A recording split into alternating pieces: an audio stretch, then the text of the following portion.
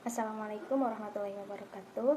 Perkenalkan, nama saya Fadila Sifa, mahasiswi Universitas Islam Negeri Sultan Maulana Hasanuddin Banten, jurusan Bimbingan Konseling Islam semester 4. Di sini saya akan menjelaskan sedikit tentang pola bimbingan konseling, yaitu bimbingan komprehensif dan pola bimbingan konseling 17+. Yang pertama, saya akan menjelaskan sejarah bimbingan komprehensif.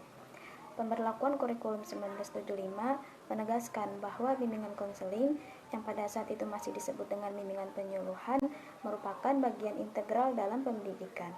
Kemudian lahirnya Ikatan Petugas Bimbingan Indonesia yang disingkat dengan IPBI tahun 1975 di Malang, Jawa Timur, dan pergantian nama IPBI menjadi Asosiasi Bimbingan Konseling Indonesia yang disingkat menjadi ABDIN pada tahun 2001 dengan kelengkapan divisi-divisi layanan di dalamnya semakin memperkokoh layanan BK dengan berbagai domain layanan yang semakin kompleks, pribadi, sosial, akademik, karir, dan layanan pendukung lainnya secara lebih menyeluruh yang disebut dengan layanan bimbingan konseling komprehensif.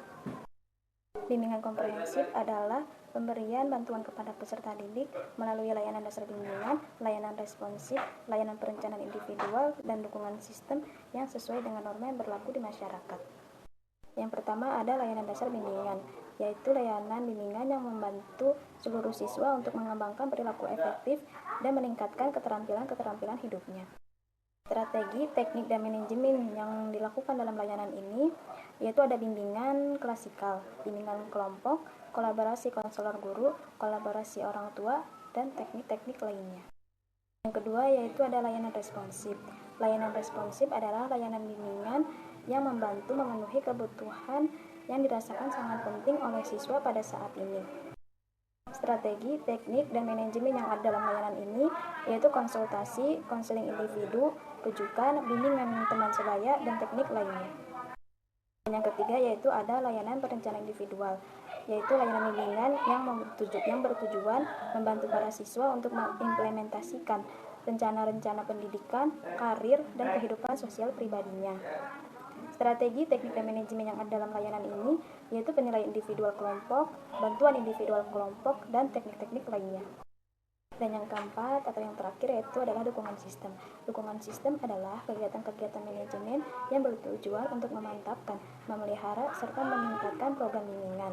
Strategi, teknik, dan manajemen yang ada dalam layanan ini yaitu pengembangan profesi konsultasi, sistem manajemen, kesepakatan, dan evaluasi akuntabilitas. Kemudian saya akan menjelaskan pola bimbingan konseling 17+. Sejak tahun 1993, penyelenggaraan pelayanan bimbingan dan konseling memperoleh perbendaharaan istilah baru, yaitu BK Pola 17. Hal ini memberi warna tersendiri bagi arah bidang, jenis, layanan, dan kegiatan pendukung bimbingan konseling di jajaran pendidikan dasar dan menengah. Pada abad ke-21, BK Pola 17 itu berkembang menjadi BK Pola 17+. Kegiatan BK ini mengacu pada sasaran pelayanan yang lebih luas, diantaranya mencakup semua masyarakat. Pola bimbingan konseling 17+ adalah program bimbingan dan konseling atau pemberian bantuan kepada peserta didik melalui 6 bidang bimbingan, 9 layanan, dan 6 layanan pendukung yang sesuai dengan norma yang berlaku.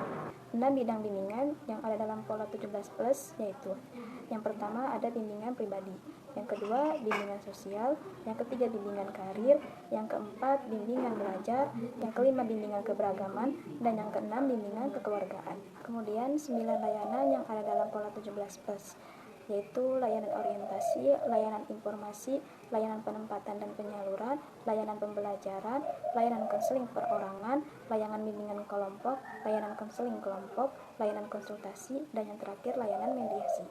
Dan yang terakhir yaitu 6 layanan pendukung yang ada di pola 17+. Yang pertama aplikasi instrumentasi, yang kedua himpunan data, yang ketiga konferensi kasus, yang keempat kunjungan rumah, yang kelima ahli tangan kasus, dan yang keenam terapi kepustakaan.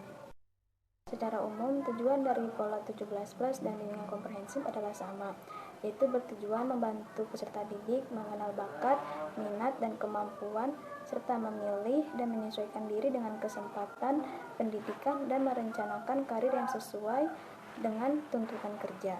Dan secara khusus membantu peserta didik agar mencapai tujuan-tujuan perkembangan serta memberikan arah kerja atau sebagai acuan dan evaluasi kerja bagi guru BK atau konselor. Akan tetapi, bimbingan komprehensif juga bertujuan untuk mengembangkan pola 17 plus yang ada sekarang. Baiklah, cukup sekian yang dapat saya sampaikan mengenai pola bimbingan konseling, yaitu bimbingan komprehensif dan pola 17 plus. Kurang lebihnya mohon maaf, dan juga apabila ada kesalahan-kesalahan yang saya sampaikan, mohon dimaafkan. Terima kasih telah menyaksikan. Wassalamualaikum warahmatullahi wabarakatuh.